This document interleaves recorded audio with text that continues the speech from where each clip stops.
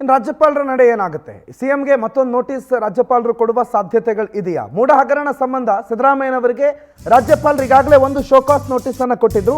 ಒಂದು ವಾರದ ಒಳಗೆ ನಿಮ್ಮ ಮೇಲೆ ಕೇಳಿ ಬಂದಿರುವ ಆರೋಪವನ್ನು ಯಾಕೆ ಪ್ರಾಸಿಕ್ಯೂಷನ್ಗೆ ಕೊಡಬಾರ್ದು, ಅದಕ್ಕೆ ಉತ್ತರ ಕೊಡಬೇಕು ಅಂತ ಕೊಟ್ಟಿದ್ರು. ಈಗ ಎರಡನೇ ನೋಟಿಸ್ ಕೊಡೋ ಸಾಧ್ಯತೆಗಳಿದೆ. ಮೊದಲನೇ ನೋಟಿಸನ್ನು ವಾಪಸ್ ಪಡೆಯುವಂತೆ ಕ್ಯಾಬಿನೆಟ್ನ ನಿರ್ಧಾರ ಆಗಿತ್ತು. ಆ ಬಗ್ಗೆ ನಿಮಗೆ ಗೊತ್ತಿದೆ.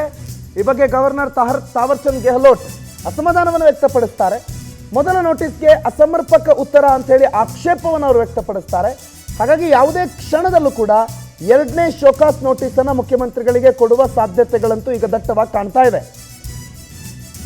ನಿರ್ಣಯ ವಾಪಸ್ ತಗೊಳ್ಳಿ ಅನ್ನೋದು ನಾಟ್ ಆನ್ ಆನ್ಸರ್ ಅಂತ, ಅದಕ್ಕೆ ಉತ್ತರ ನಾನು ಕೇಳಿರುವ ಪ್ರಶ್ನೆಗೆ ಅಥವಾ ಮುಖ್ಯಮಂತ್ರಿಗಳಿಗೆ ಕೊಟ್ಟಿರುವ ನೋಟಿಸ್ಗೆ ಉತ್ತರ ಅದಲ್ಲ ಅಂತ ಅಸಮಾಧಾನವನ್ನು ಈಗಾಗಲೇ ತಾವರ್ಚಂದ್ ಗೆಹ್ಲೋಟ್ ಘನವೆತ್ತ ರಾಜ್ಯಪಾಲರು ಹೇಳಿದ್ದಾರೆ. ಹಾಗಾಗಿ ಎರಡನೇ ನೋಟಿಸನ್ನು ಕೊಡುವ ಸಾಧ್ಯತೆ ಇದೆ.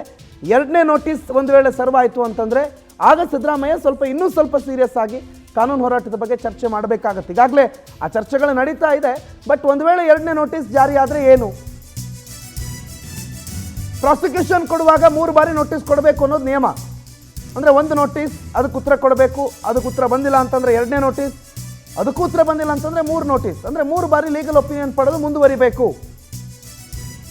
ಈ ಬಗ್ಗೆ ಹೈಕೋರ್ಟ್ ಆದೇಶದ ಹಿನ್ನೆಲೆಯಲ್ಲಿ ಗವರ್ನರ್ ಎಚ್ಚರಿಕೆಯ ನಡೆಯನ್ನು ಅನುಸರಿಸುತ್ತಿದ್ದಾರೆ.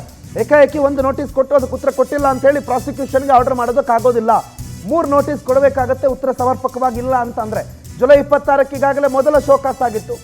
ಆಗಸ್ಟ್ 12ನೇ ತಾರೀಕು ಅದರ ನಂತರ ಎರಡನೇ ನೋಟಿಸ್ ಕೊಡುವ ಸಾಧ್ಯತೆ ಇದೆ.